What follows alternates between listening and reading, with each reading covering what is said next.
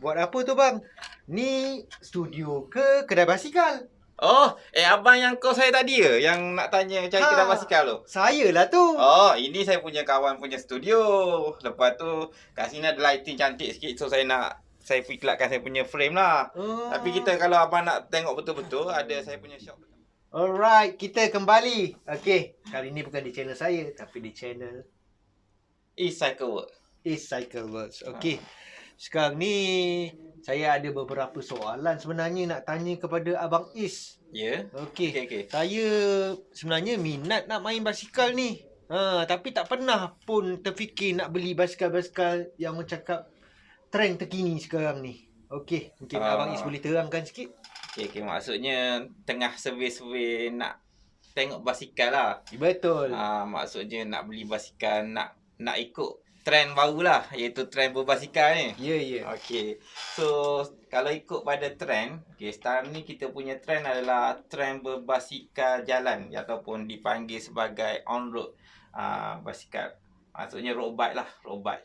Okey. So, dia jadi trend. Sekarang ni yang paling tinggi trend adalah road bike. Dan macam-macam isu juga keluar dekat berita sekarang. Macam mana maksudnya pengayuh tu tak utamakan keselamatan dalam masa berkayuh tu. Tapi yang tu tak apa, yang tu kita letak ke tepi dulu. Okey, cuma ni hari ni kita nak tolong abang kita ni nak tahu info pasal basikal. Okey. So basikal ni kalau kita tengok kat sini, saya ada bawa dua frame basikal. Okey, ini frame basikal road bike. Okey, road bike ni ini adalah bentuk dia.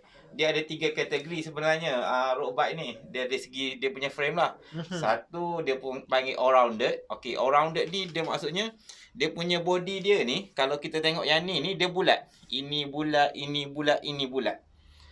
Kalau macam kalau tengok yang ni okey, frame yang kat depan sekarang ni, yang ni dia panggil sebagai semi aero. Okey, kenapa semi aero? Sebabnya kalau tengok sebelah belakang ni kan, dia ada curve. Maksudnya bila kita pasang tayar nanti tu, tayar tu dia akan masuk ke dalam sikit. Dan body dia agak lepes sikit lah. So dia panggil sebagai semi aero ataupun nak kategorikan sebagai aero pun boleh lah. Okey. So sama juga yang ni, lebih kurang juga. Kalau full aero, pattern full aero punya dia kat sini dia ada curve sikit. Okey, tu cara kita nak kenali frame lah. So frame ni ada 3 jenis yang saya cerita tadi. Kita ada all rounded, okey, kita ada semi aero, kita ada full aero lah. Okey, itu dari segi jenis frame. So untuk maklumat lanjut tentang apa kelebihan semi aero, all rounded ataupun full aero tu, kita boleh sambung pada next kita punya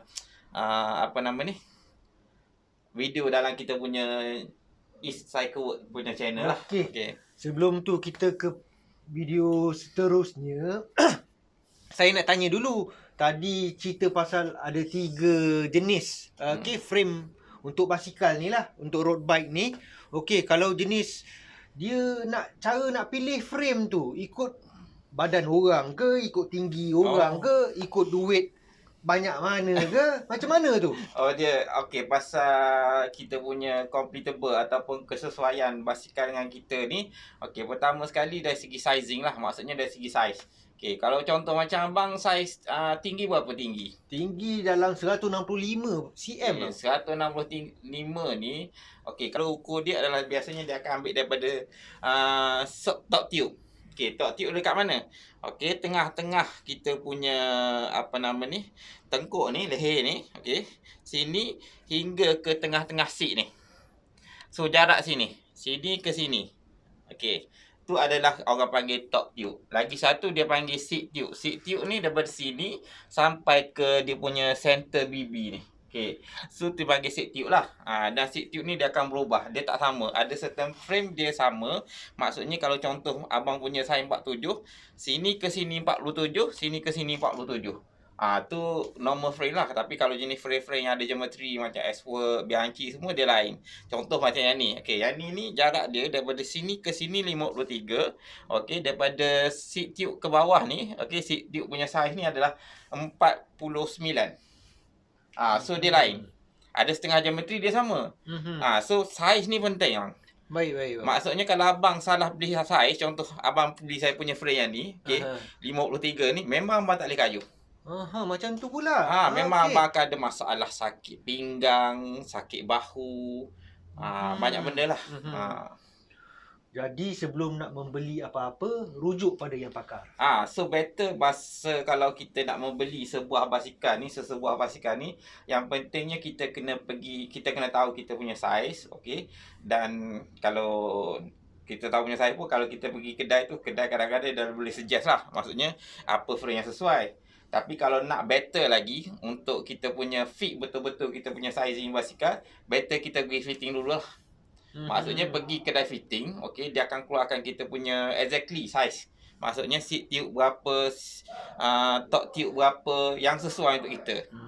Jadi nasihat saya kepada bakal-bakal pembeli basikal ataupun yang bakal-bakal memiliki basikal nanti, make sure anda tahu anda punya saiz, jangan main beli basikal. Sebab takut nanti sukan untuk menyihatkan badan tapi menyakitkan badan. Jadi Begitu. hati-hati.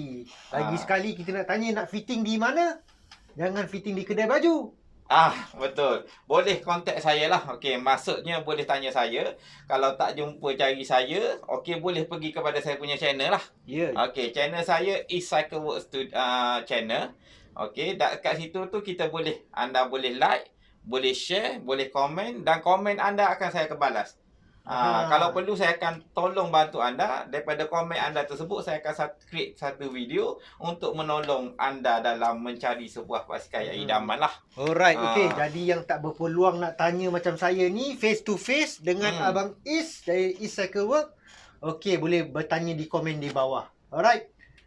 Okey, terima kasih. Okey, sama-sama. See you.